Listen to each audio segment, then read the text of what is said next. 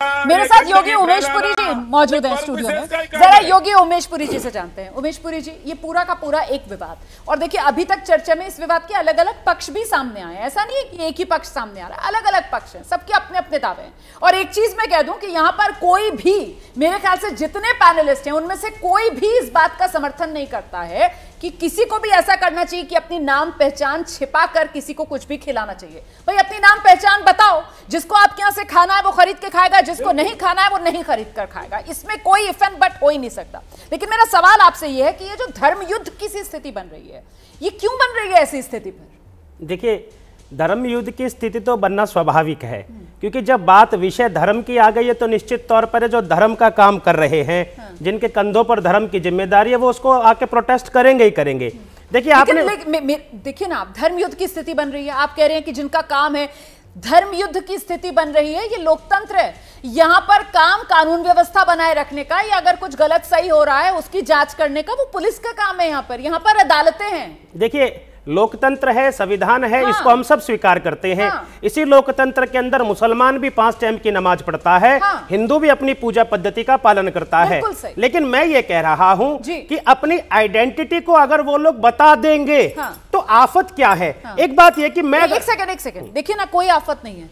और अभी स्वामी यशवीर हमारे साथ थे, आपने भी सुना होगा, मैंने उनसे पूछा कि आप इतने दिन से अभियान चला रहे हैं, कितने ऐसे मामले मिले? बता नहीं पाए वो भी संख्या। मतलब अनगिनत दुकानों, अनगिनत होटलों में वो जा रहे होंगे, लेकिन अभी वो सिर्फ और सिर्फ 2 मामले का जिक्र कर पा रहे हैं। वो 2 मामले जो एबीपी न्यूज पर हमने भी दिखाए कि एक तो वो पंडित जी वैष्णो ढाबा, और पंडित जी वैष्णो ढाबा में वो काम करने वाला कर्मचारी गोपाल, जिसने अपना नाम बताया, बाद में जिसका नाम तजम्मुल पता चला है ना। और दूसरा गुप्ता चाट भंडार, गुप्ता चाट भंडार में भी वो मालिक गुप्ता चाट भंडार के सामने आया, उन्होंने कहा किराए पर दी हुई थी, मैंने ही कहा था इससे बोर्ड गुप्ता चाट भंडार का यहाँ रहना चाहिए, हमारी दुकान का नाम नहीं मिटना चाहिए। उन्होंने उसको किराए पर वो दुकान दी हुई थी कि तुम यहाँ पर चाय बेच लो, पीछे चाट की दुकान, आगे वो चाय की दुकान। फिर इस पूरे मामले को इतना हिंदू मुसलमान, इतना दोनों हिंदू मुसलमान, दोनों धर्मों के बीच इस तरीके से नफरत फैलाने के लिए इस्तेमाल करना, ये सही है क्या? इससे किसका भला होगा? देखिए, पिछले वर्ष जिस प्रकार से कांवड़ यात्रा में आपने भी देखी होंगी, हमने भी देखी, हम सब अवेयर होते हैं सोशल मीडिया के माध्यम से कि वहां पर थूक दिया गया, मूत्र कर दिया गया, सब सोशल मीडिया से ही जानकारी प्राप्त होती है। हम लोगों के पास कोई दिव्य दृष्टि तो है नहीं कि मैं आंख बंद करूं भाई वो वहां हो रहा है। तो सोशल मीडिया के माध्यम से हम लोगों ने जो देखा, एक इस मुझे लगता है थोड़ा सा हमें फैक्चुअली करेक्ट होना चाहिए। कांवड़ यात्रा के दौरान ऐसा कोई वीडियो नहीं आया थूकने का। जो वीडियो आए वो भी कहीं पर कोई ढाबे में रोटी बना रहा है उसका वीडियो आया, और कांवड़ के दौरान की ये वीडियोस नहीं। ये हमें फैक्ट रखना, मैं अपनी विषय को रखता हूं। देखिए, मुझे थोड़ा समय दीजिए। एक कांवड़ यात्रा है, सनातन को मानने वाला व्यक्ति कांवड़ जाता है वर्ष में एक बार लेने, उसकी पवित्रता होती है, शुद्धि होती है।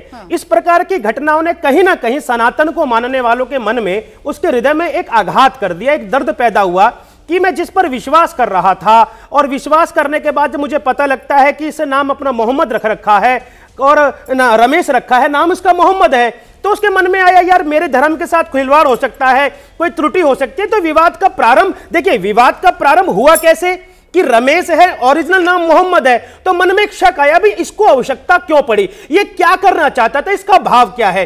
हम उस जिहादी मानसिकता की बात कर रहे हैं, संपूर्ण मुस्लिम समाज पर प्रश्न चिन्ह खड़े करने की बात नहीं है, वो लोग जो गलत करें उनके विरुद्ध है। लेकिन मैं एक बात आपके सामने और बोलता हूं। 1 मिनट, आपने जो बात कही ना बहुत महत्वपूर्ण बात है। मुझे लगता है जरा सा इस पर एक रिएक्शन पहले ले लेते हैं। हमारे साथ मौलाना अंसार रजा साहब मौजूद है, बहुत देर से अपनी बारी का इंतजार करें।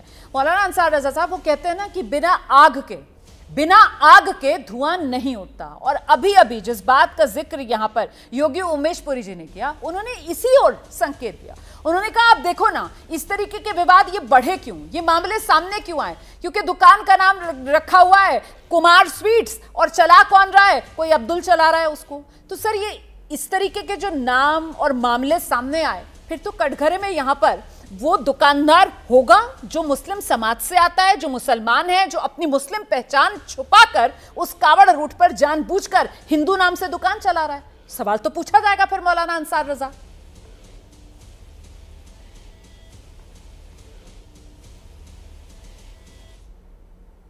कनेक्शन है मौलाना अंसार रजा से या नहीं है हमारा? मौलाना अंसार रजा, मुझे सुन पा रहे हैं आप या नहीं?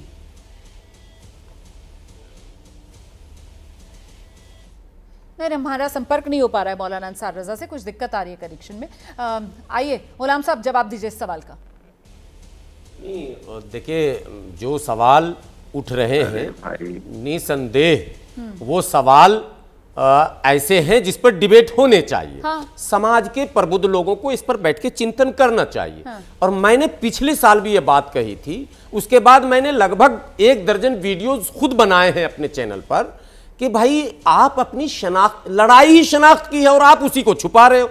मतलब कहीं ना कहीं आप गलत मैसेज देना चाहते हैं। नहीं तो फिर मुसलमान, जो इनका आरोप है, नहीं मैं स्वीकार करता हूं। सवाल है ना, फिर मुसलमानों को डिफेंसिव नहीं होना चाहिए ना। नहीं, डिफेंसिव मुसलमानों को ये नहीं कहना चाहिए ना कि नहीं ये देखो हमारे साथ भेदभाव किया जा रहा है। नहीं, अब क्या दिक्कत है पहचान बताने में? आप मुझे बताइए, मुसलमानों में आपको हलाल ही खाना है, अगर आपको हलाल मांस लिखकर और वहां पर झटका खिला दिया जाए तो फिर ये मुसलमानों के धर्म के साथ खिलवाड़ होगा या नहीं? बिल्कुल।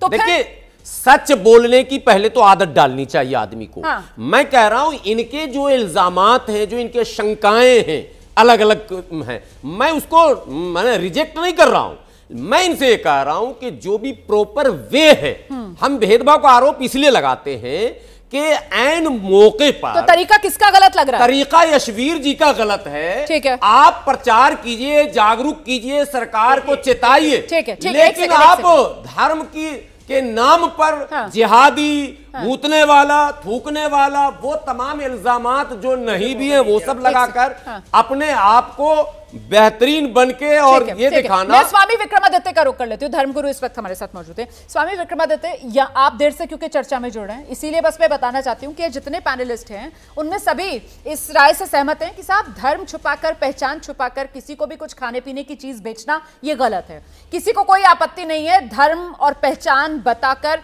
नाम लिखना चाहिए दुकानों पर, रेस्टोरेंट पर, ढाबे पर। लेकिन एक बात जो यहां पर आ रही है और वो ये कि आपत्ति उस तरीके पर है कि जब स्वामी यशवीर उतरते हैं, क्योंकि वही चेहरा बने हुए हैं इस वक्त पोस्टर बॉय इस पूरे अभियान का, जब वो उतरते हैं तो फिर वो शायद लक्ष्मण रेखा लांघ जाते हैं और मुस्लिम समुदाय के लिए वो जिस तरीके की बातें करते हैं और साथ ही साथ देश का कानून जिस बात की इजाजत नहीं देता वो खुद ही पुलिस बन जाते हैं, खुद ही वो चेकिंग करने लगते हैं, खुद ही ऐसा लगता है वो फूड एंड ड्रग डिपार्टमेंट से भी ताल्लुक रख रहे हैं, वो विजिलेंस ऑफिसर भी बन गए हैं, सब वो खुद ही बन रहे हैं। स्वामी विक्रमादित्य, देखिए एक टीवी के ऊपर ना ऐड आता है जी, जागो ग्राहक जागो, अपने हक पहचानो, आपको चीजें जो सही मिलनी है, जो कहा जाता है वो सही मिले।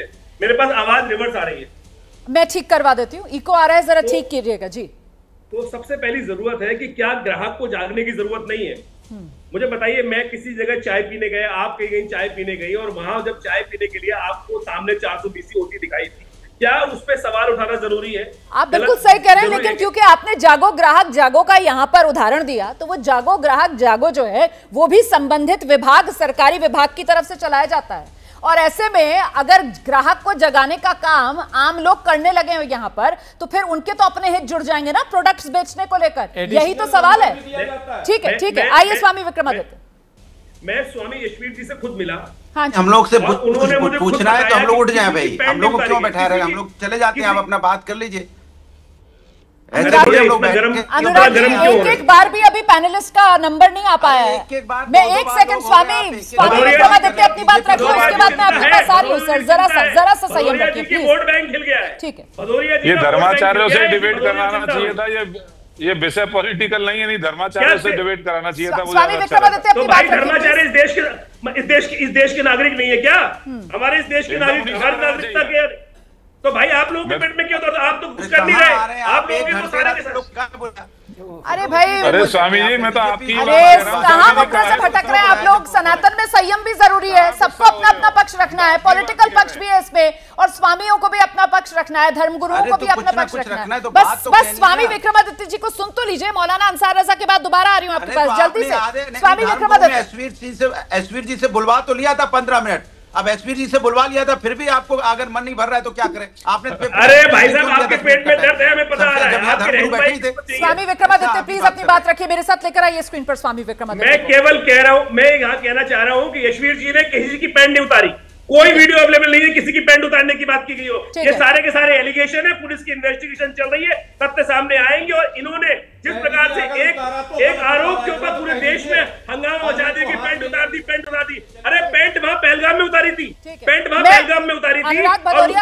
अनुराग भदौरिया इस चर्चा में आना चाह रहे थे, मुझे लगता है अनुराग भदौरिया को ही अब यहाँ पर जवाब देना चाहिए। तो समाजवादी पार्टी के जितने नेता आ गए थे पैंट उतारने वाले ही मामले पर अपनी प्रतिक्रियाएं दे रहे थे, मतलब बिना सोच समझ के यूं ही बोलते चले गए, बिना तोल मोल के बोल गए। अनुराग जी,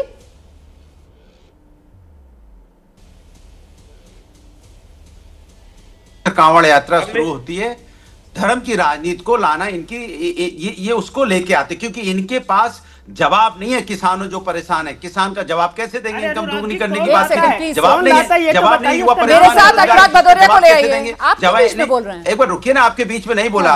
नहीं, इनके पास जवाब नहीं है महिला अत्याचार पे, इनके पास जवाब नहीं है कैसे यहाँ पे हेल्थ व्यवस्था से चरमराई हुई है। आपने देखा कि स्ट्रेचर पे लेके लोग यहाँ पे किस तरह जाते हैं, खाट पे लेके जाना पड़ता है, किस तरह एजुकेशन व्यवस्था चरमराई हुई है। जी, आपकी पार्टी के नेता क्यों बढ़ चढ़कर बयान दे रहे थे पैंट उतारने वाले मामले पर? आप कह रहे हैं इनके पास जवाब नहीं है। मैं तो आपसे सवाल पूछ रही हूँ।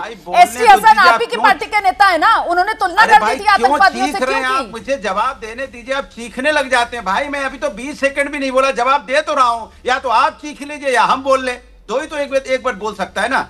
मैंने आपसे बोला कि किस तरह से भारतीय जनता पार्टी का दरअसल में ध्यान मुद्दों से ध्यान भटकाने का है। इनको कोई लेना देना नहीं है सनातन से। सनातन धर्म कभी यहां नहीं सिखाता कि आप दूसरे धर्म का अपमान कीजिए। सनातन कभी नहीं सिखाता कि आप झूठ बोलिए। और सनातन यहां तो प्रेम की भाषा बताता है। जहां तक पैंट उतारने की बात है, बार बार आप देख रहे हैं कि स्वामी एसवीर जी का हमेशा से ये आदत है। भाई आप कौन देखेगा?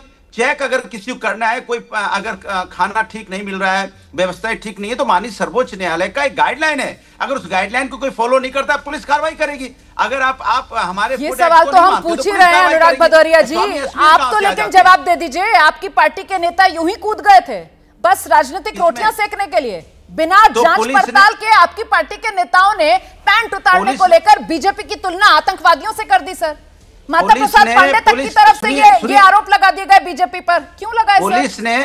पुलिस ने एफआईआर की है, पुलिस ने उनको नोटिस भेजा है। अगर पुलिस को कोई संदेह ना हो, पुलिस को कोई शिकायत का कोई विश्वास ना हो, तो ऐसी नोटिस भेज देगी, ऐसी से कार्रवाई करने की मैंने उस पर इंक्वायरी बैठा देगी। कहीं तो कोई बात है ना। अच्छा। ये हम नहीं कह रहे, सरकार की तरफ से हुआ है ना, तो सरकार ने कहीं तो कुछ देखा है। अभी इंक्वायरी होने दीजिए, दूध का दूध पानी का पानी हो जाए।